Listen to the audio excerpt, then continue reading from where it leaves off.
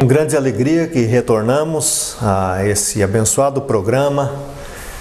Nós temos ouvido das bênçãos que muitas pessoas têm recebido através das meditações, através das orações, dos cânticos. E é muito bom quando pessoas são abençoadas.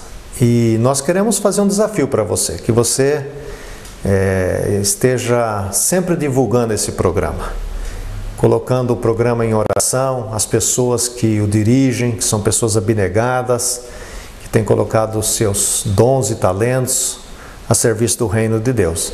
Então, uma das maneiras de prestigiar é orar, divulgar e, naturalmente, estar conosco sempre, ouvindo a palavra do Senhor. Então, nessa oportunidade, nós retornamos mais uma vez com alegria para refletirmos na palavra de Deus. A palavra de Deus, ela é vida e é o alimento que a nossa alma necessita sempre. Por isso, falar da palavra de Deus é uma das melhores coisas que nós temos dentro do reino do Senhor.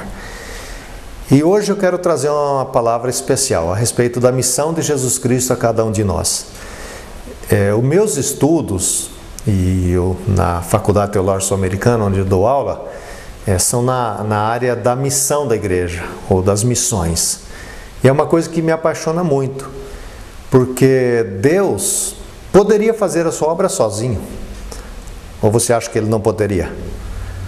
Deus poderia fazer qualquer coisa, sem depender da gente, sem pedir nada para nós, sem fazer nada que nos envolvesse. Mas Deus, na sua graça, no seu amor e na sua bondade, Ele decidiu fazer a sua obra usando gente como a mim e a você. Então isso é um privilégio, porque quando eu penso na minha vida e penso no que eu sou, e pensar que Deus me escolheu para auxiliá-lo na sua missão, eu só posso pensar nisso como um privilégio. Então eu gosto de falar sobre isso, sobre a missão de Deus e a minha parte na missão de Deus. Quando Jesus Cristo veio a esse mundo, você que já conhece a palavra, ou você que está conhecendo a palavra, você sabe que Jesus veio com uma missão específica. Jesus veio para salvar a humanidade dos seus delitos e pecados, especialmente da condenação que estava sobre a humanidade, a condenação eterna do inferno. E para isso Jesus morreu na cruz do Calvário. Ele pagou pelos nossos pecados. Mas Ele não morreu e ficou morto. A Bíblia diz que Ele foi ressuscitado por um poder externo, porque Ele estava morto, Ele foi ressuscitado. E na ressurreição Jesus Cristo venceu então a morte e as consequências da morte e as consequências daquela condenação. Agora todos que depositam as suas vidas nas mãos de Jesus, num certo sentido, e isso é bíblico, também morrem para o mundo, como Ele morreu, e ressuscitam para uma nova vida, como Ele ressuscitou. Quando nós ressuscitamos para o quê? É aqui que eu acho que muitos crentes não entendem. Eles pensam só em morrer e ressuscitar para ir para o céu. Mas, irmãos e irmãs, até chegarmos aos céus, ninguém sabe, mas pode ter um tempo ainda, que é esse tempo aqui na terra. E enquanto estamos aqui na terra, o que é que nós fazemos? Qual é a nossa parte no reino de Deus?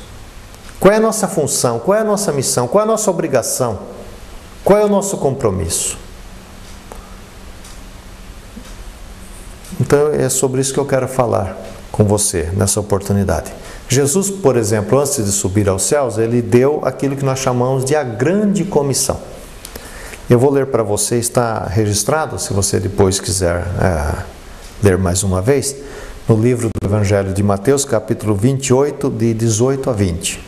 Diz assim o texto: aproximando-se, Jesus falou-lhes dizendo: toda autoridade me foi dada no céu e na terra.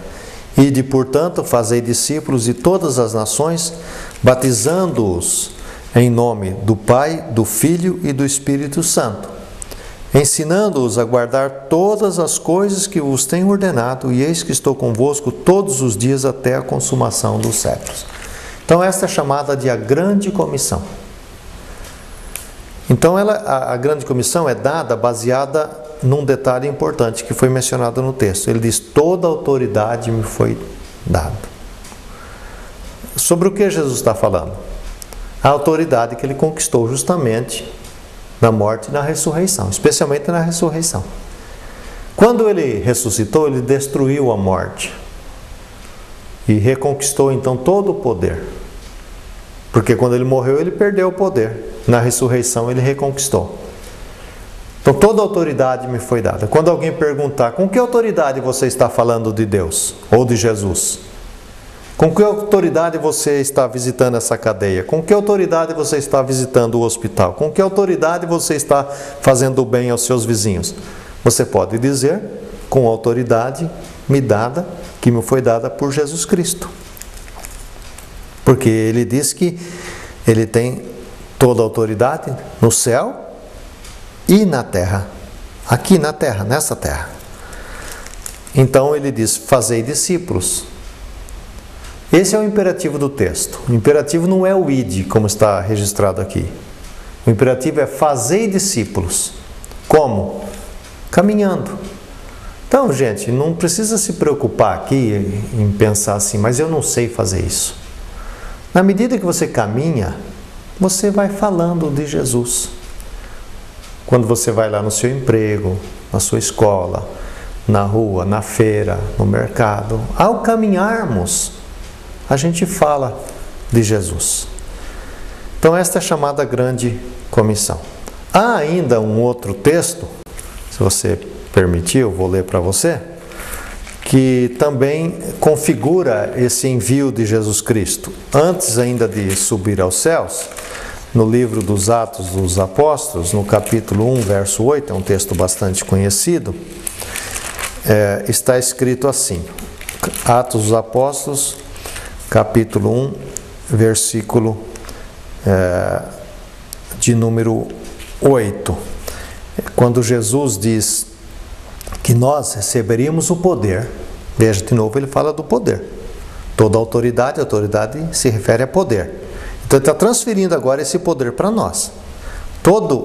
Recebereis o poder ao descer sobre vós o Espírito Santo. E ele já desceu. E sereis minhas testemunhas, tanto em Jerusalém, como em toda a Judéia e Samaria, e até os confins da terra. Veja que a palavra de Deus ela é harmoniosa. Aqui é o próprio Jesus falando o que ele falou lá em Mateus. Ele não vai falar diferente. Eles irem por todo o mundo. Aqui ele está dizendo que nós seríamos testemunhas de Jesus, ou seja, falaríamos de Jesus até qual lugar? Até os confins da terra, até os lugares mais distantes da terra. Mas é necessário o poder para fazer isso. Na nossa força a gente não consegue. A gente fica com vergonha, ou fica receoso, o que os outros vão pensar. E se descobrirem que eu sou crente? Então na nossa carne a gente não faz isso.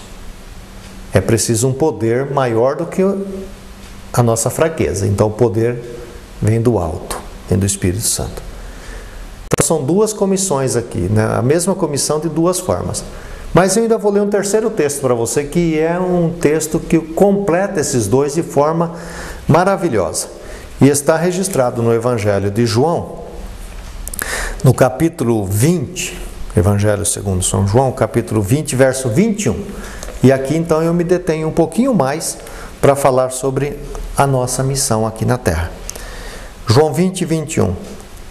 Disse-lhes, pois, Jesus, outra vez, paz seja convosco. Então veja, começa com a paz, né? Lá ele falava do poder, aqui ele fala da paz. Aí ele diz assim, presta atenção. Assim como o Pai me enviou, eu também vos envio. Veja essa expressão. Isso é de verbo. Assim como o Pai me enviou, eu também vos envio. Jesus está falando aos seus discípulos. Jesus está falando àquelas pessoas que vão agora sair, porque ele vai voltar para o céu, ele não vai estar aqui na terra mais. Ele está dizendo aos seus discípulos, dizendo que eles devem falar do nome dele, ensinar as coisas que ele ensinou, testemunhar sobre ele em todos os lugares, até os confins da terra. E como é que Jesus envia essas pessoas? Aqui é um detalhe que eu acho que está faltando um pouco aí nos nossos ensinamentos nas igrejas. Ele está dizendo que assim como o Pai me enviou, eu estou enviando vocês. Assim como o Pai me enviou, eu estou enviando vocês. Então a grande pergunta que você precisa fazer, e até sugiro que você faça um exercício. Você está vendo que eu gosto dessa coisa de fazer exercício. Pegar um caderninho e uma caneta, e você comece, a minha sugestão é que você leia os 4 evangelhos, Mateus, Marcos, Lucas e João. E você faça o seguinte, você comece a ler respondendo a seguinte pergunta: como foi que Deus enviou Jesus? Ou de que maneira Deus enviou Jesus? Eu vou dar algumas ideias para você. Por exemplo, Deus enviou Jesus para servir e não ser servido. Então você escreve lá, Deus enviou Jesus como servo. Deus enviou Jesus para ser bom. Deus enviou Jesus para ser compassivo. Então cada vez que você vai lendo, você vai anotando como foi que Deus o enviou. Por que é importante isso e por que eu estou pedindo para você fazer esse exercício? Justamente porque ele disse aqui no texto, nessa comissão, que é a comissão de João, nós já vimos a comissão de Mateus, a comissão de Atos, tem a comissão de João. Tem a de Lucas também que a gente não leu. Porque ele diz aqui nessa comissão a seguinte expressão: assim como o Pai me enviou. Ou seja, Jesus está dizendo, da mesma maneira como eu vim ao mundo, da mesma maneira como o Pai me enviou, eu estou enviando vocês. A gente, olhando para as nossas limitações, fraquezas, misérias, erros, enganos, a gente é tentado pelo diabo a pensar que a gente não serve para a missão. Então nós começamos com algumas desculpas que são comuns na igreja. E eu já ouvi essas desculpas centenas de vezes, porque eu já estou trabalhando com igreja, só como pastor, já há quase 35 anos. Pastor, eu não sei falar. Pastor, eu não sei fazer isso. Pastor, eu tenho defeitos. Pastor, eu tenho minhas limitações. Pastor, eu não consigo. Pastor, eu sou fraco. Então, todas as vezes que nós vamos usando essas desculpas, nós vamos internalizando isso de tal forma que a gente se torna impotente e já não quer fazer mais nada. Olha, e muitas vezes dizem ao contrário: pastor, olha, eu não tenho o dom que tem aquela pessoa. Pastor, eu não sei pregar como o pastor prega. Pastor, eu não sei orar como o missionário ora. Pastor, eu não sei evangelizar como o evangelista evangeliza. Mas existe aqui, nesse texto que nós estamos lendo e na Bíblia, algum lugar falando que você precisa se comparar com qualquer pessoa para depois chegar à conclusão que você não serve? Não tem nada escrito aqui a respeito disso. Agora veja um outro detalhe: se você não serve, ou se você não é bom o suficiente, se você não tem condições, então nós vamos chegar a uma conclusão lógica: Jesus errou quando chamou você. Ele não devia ter chamado você, não é verdade? Porque você não serve para nada, você não sabe isso, você não sabe aquilo, você não presta para isso, não presta para aquilo. Então para que ele chamou você? Vamos pensar assim, num time de futebol. O técnico vai convocar ou vai contratar um camarada para colocar no time dele. ele vai colocar no time dele um camarada que não sabe chutar bola, não sabe correr, não sabe fazer isso, não sabe atender isso, não sabe fazer aquilo. Ou seja, o técnico está jogando contra o próprio time, colocando um jogador que não sabe fazer nada, não sabe nem o que é uma bola. Então a culpa não é do jogador, a culpa é do técnico que o colocou ali. Então se você chega à conclusão que no reino de Deus você não presta para nada, não serve para nada, não vou fazer isso, não vou fazer aquilo, para isso, para aquilo, então a culpa não é sua, não é verdade? É de Jesus que colocou você no time. Então você acha, em sã consciência, você acha que Jesus errou quando chamou você? Quando você estava lá, ainda lá longe, perdido nos seus delitos e pecados, abandonado naquele mundo de trevas, de pecados, Ele foi lá, resgatou você, levou você para o reino dEle, para a família dEle, tirou as suas vestes da velha natureza, colocou em você a veste da nova natureza, conforme Paulo fala lá aos Colossenses. Colocou você no time para jogar. Você acha que ele errou ao fazer isso? Então você tem que mudar a maneira de pensar. Você tem que mudar o seu raciocínio, a sua mente. Por isso que Paulo fala aos Romanos para transformar a mente, na renovação da mente. Porque da maneira que os crentes pensam, o reino de Deus não vai para frente mesmo. Porque fica dependendo de um pastor para orar, fica dependendo de um missionário para ir não sei aonde, fica dependendo do evangelista para evangelizar. Veja, você pode muito mais no seu emprego do que o pastor da igreja. Você trabalha lá no banco, não sou eu que trabalho no banco. As pessoas que trabalham com você no banco confiam e gostam muito mais de você do que de mim. Elas nem me conhecem, elas não sabem nem quem eu sou. Você que trabalha lá no hospital, por exemplo, aqueles pacientes lá do hospital, eles confiam muito mais em você do que no missionário que vai lá no hospital uma vez na vida e outra na morte. O pessoal que joga bola com você, eles gostam mais de você, confiam mais em você do que no evangelista que nunca foi lá no campo jogar uma bola. Então, Jesus está dizendo assim: assim como o Pai me enviou, eu estou enviando você. Então veja, você lá no campo de futebol, lá no seu futebol society, lá que você tem de sábado à noite ou de sábado à tarde com a sua turma, você é Jesus para eles. Você fala, mas isso não está certo porque eu não sou Jesus. Bem, é que você não está entendendo o que Jesus está falando aqui. Ele está falando, assim como o Pai me enviou, estou enviando você. Então você vai pegar o exercício que eu pedi para você fazer, você vai fazer a lista de como foi que Deus enviou Jesus, daquela forma é que você vai ser para as pessoas. Deus não enviou Jesus para ser bom? Você vai ser bom para as pessoas. Deus enviou Jesus para ser compassivo? Você vai ser compassivo. Deus enviou Jesus para perdoar? Você vai perdoar as pessoas. Deus não enviou Jesus para abençoar as pessoas? Você vai abençoar as pessoas. Aqui não está falando para você evangelizar, para você fazer missão, não está fazendo nada disso. Isso é tudo consequência. Aqui está dizendo para você ser para as pessoas como Jesus foi quando ele veio a este mundo. Se cada crente entendesse isso, o seu bairro, a sua cidade seria diferente. O seu ambiente de trabalho, a sua família seriam diferentes. Mas o crente fica transferindo a responsabilidade, o privilégio, na verdade, para outras pessoas. Bem, se você não quer ser Jesus lá para a turma que joga bola com você, então não vá mais lá. Deixa de ir.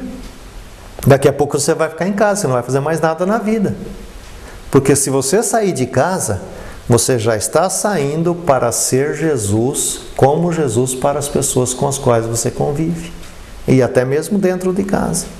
Então essa é a grande comissão, gente. Quando as pessoas ficam dizendo, você tem que evangelizar, eu sei que isso atrapalha um pouco. Na verdade, o que tem que ser dito para você, e nós estamos dizendo isso aqui, nesse programa, é que você tem que ser como Jesus. Então, se chegar alguém, veja, leia sobre Jesus. Quando chegava alguém que precisava de alguma coisa, era aquilo que ele fazia. Se a pessoa precisava de uma palavra, ele dava uma palavra. Se ela precisava de pão, ele dava o pão. Se ela precisava de um carinho, ele dava um carinho. Se ela precisava de um consolo, ele dava um consolo. Se precisava de uma exortação, ele dava uma exortação. Então, a vida cristã não é uma coisa única, estática.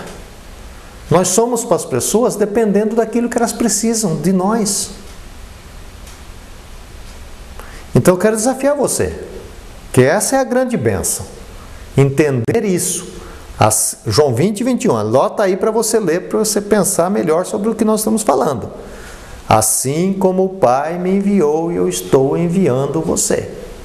Até onde? Até onde ele falou lá em Mateus, até os confins. Se ele levar você para outro lado da rua, é ali que é o confim da terra para você. Onde é o fim do mundo para você? O fim do mundo pode ser lá no seu banco. É ali que é o seu ambiente de missão.